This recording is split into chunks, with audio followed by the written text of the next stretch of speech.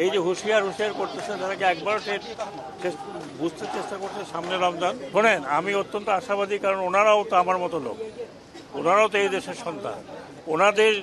ওনাদেরও তো অসুবিধা হচ্ছে নাকি? 5 দিন বন্ধ, 5 দিন তার যারা লোক কাজ করতে পারছে না তাদের তো কাজের দরকার আছে।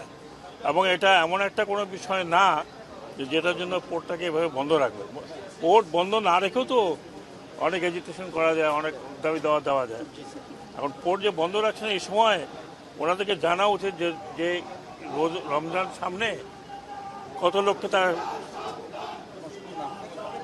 এই যে হুঁশিয়ার করতেছে তাদেরকে একবার বুঝতে চেষ্টা করছে সামনে রমজান, সামনে তো রমজান। এবং আমরা চেষ্টা করছি যাতে ওই রমজানের যে এটা যেন ফ্লো নষ্ট না হয়। সামনে মানুষের কষ্ট, ওনাদের কারণে মানুষ কষ্ট পাবে, এটা তো ঠিক না। আমি কথাবার্তা বলবো ওনাদের সাথে, কথাবার্তা বলে সবার সাথে কথাবার্তা বলে বিকেলে ইনশাল্লাহ আপনাদের সাথে কথা